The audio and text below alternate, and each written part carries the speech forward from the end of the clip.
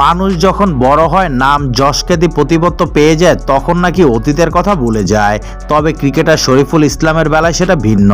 বাংলাদেশ জাতীয় দলের এই পেসার সবসময় তার নিজ এলাকা পঞ্চগড়কে নিয়ে ভাবেন, ভালো কিছু করার চেষ্টা করেন।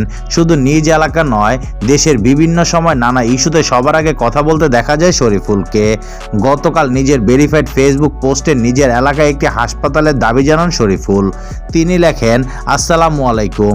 আমি যখন ছোট ছিলাম, পঞ্চগড়ের এই মাটিতে বড় হতে হতে অনেক সুন্দর মুহূর্তের সাথে এমন কিছু কঠিন সময়ও দেখেছি যা আজও আমাকে ব্যথিত করে। আমার চোখের সামনে গুরুতর অসুস্থ মানুষদের রংপুর বা দিনাজপুর নিয়ে যাওয়ার পথে মারা যেতে দেখেছি।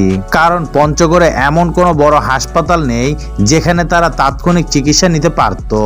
আজও পঞ্চগড়বাসী সেই একই দুর্ভোগের মুখোমুখি। গুরুতর অসুস্থ রোগীদের রংপুর বা দিনাজপুরে ভালো চিকিৎসার জন্য যেতে 3 থেকে 4 ঘন্টা সময় লেগে যায়। অনেক সময় এই দীর্ঘ যাত্রাপথে রোগীদের জন্য হয়ে ওঠে মৃত্যুর কারণ।